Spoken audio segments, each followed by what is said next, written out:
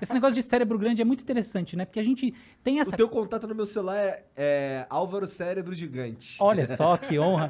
Então, sabe o que isso quer dizer? Que eu sou antigo. Olha que coisa louca. A gente está acostumado a pensar assim, né? O futuro da humanidade, né? Aquela coisa, puta, vamos viajar, colocar nossa imaginação futurística a serviço aí da nossa projeção do que vai ser a espécie humana. Aí você imagina aquele ser humano magrinho, Meu careca, pai falava isso direto com um pra mim. mega cabeção, não é isso? Aham. Por que tem um mega cabeção? Cérebro grande. Agora, olha que coisa que quase ninguém sabe.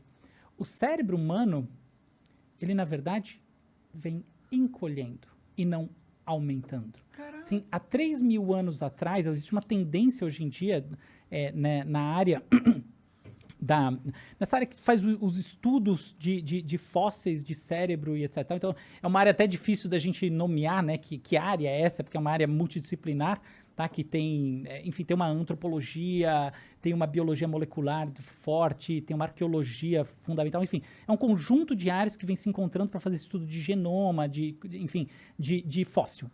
E esses estudos já basicamente mostraram, tá, é incontroverso, que o cérebro era maior na média 3 mil anos atrás. Caralho. Mas não é meio... Não é esquisito isso? Porque, a princípio, quanto mais cérebro, mais inteligente. Então, exatamente. Exato. Então a gente tá pra mim ficando faz mais sentido. burro. Então a gente tá ficando mais burro, é isso? Olha só, Caralho. não, a gente não está ficando mais burro, a gente está ficando mais dependente do nosso cérebro ampliado. Que é as Porque, tecnologias. assim, ó, as tecnologias, isso. Mas a gente tem que entender tecnologia no sentido amplo, aí é isso mesmo. Olha só, há mais ou menos, um pouco mais de 5 mil anos, a gente começou, né, como espécie, o desenvolvimento da escrita. O que a escrita faz, entre outras coisas? Ela migra a memória de longo prazo para um registro externo. É nesse sentido que a gente está falando de tecnologias. A gente pode escrever a história da cultura através de duas grandes linhas. Os nossos dispositivos de aumento motor e os nossos dispositivos de aumento cognitivo. O que é dispositivo de aumento motor? É, por exemplo, o uso das ferramentas, é, por exemplo, o tear mecânico, quando a gente vai, né, olhar, por exemplo, Revolução Inglesa. É uma revolução super cognitiva, tá? Super complexa. Mas o papo de uma máquina que gera produção se traduz pelo quê? Eliminação de braços. Então é nesse sentido. Século XX, mecanização da indústria.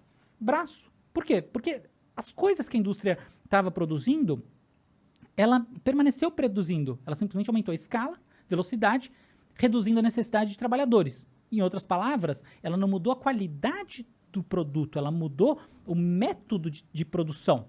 E ela mudou eliminando trabalho no braço para colocar trabalho nesse braço. Beleza. Agora olha essa outra história. A gente inventa a leitura, a gente aprende com a escrita. A gente, na verdade, começa registrando em cavernas, fazendo desenhos rupestres, essa coisa toda. A gente vai para os registros mais formais. Aí a gente inventa a calculadora.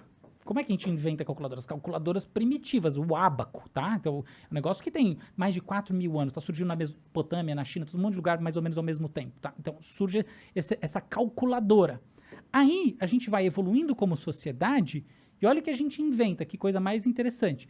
A gente inventa registros que permitem você conversar com pessoas que estão falando outras línguas, ou seja, a gente inventa a tradução, a gente inventa as correlações entre o que uma pessoa fala aqui, outra pessoa fala tal, e a gente começa a ampliar a nossa escala de entendimento. É assim que, por exemplo, o comércio dependeu fortemente, né, foi dependente num determinado momento dessa habilidade de ter uma comunicação comum. Até uma coisa interessante, quando eu era criança, todo mundo acredita, todo mundo não, mas tinha aquela coisa do Esperanto, né, que essa é a língua da... o Esperanto existe. Meu avô sabia falar Esperanto. Então o Esperanto é um barato, é inglês.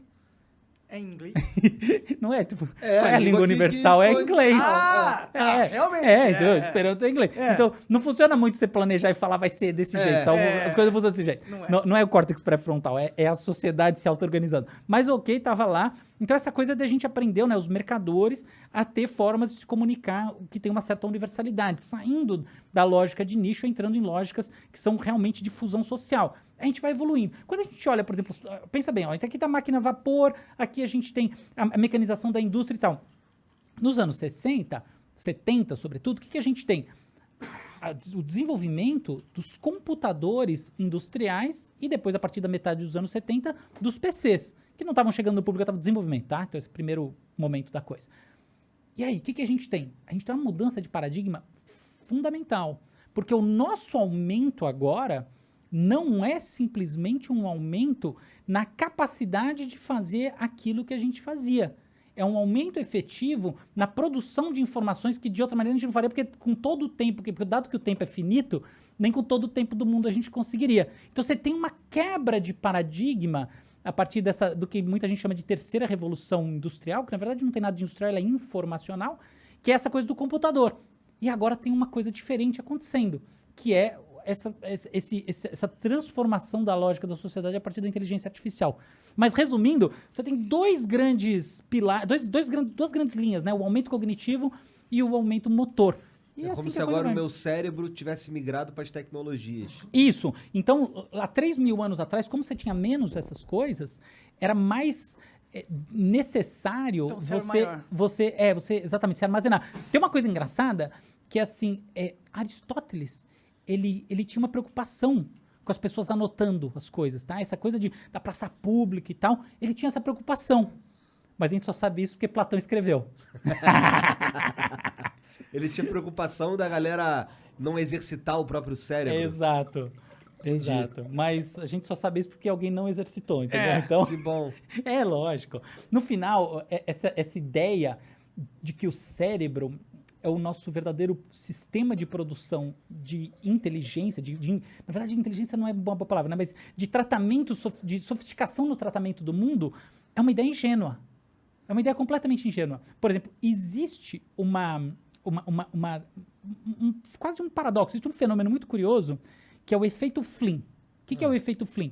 Desde que se começou a medir sistematicamente a inteligência, no final do século XIX, ela vem crescendo.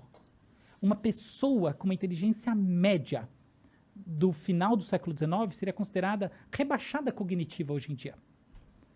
Por que isso vem acontecendo? Tem alguma coisa a ver com transformação biológica? Não tem escala de tempo para isso, é claro que não. É o quê? É a maneira como a gente enxerga as coisas. A maneira como a gente enxerga está ligada ao quê, em última análise?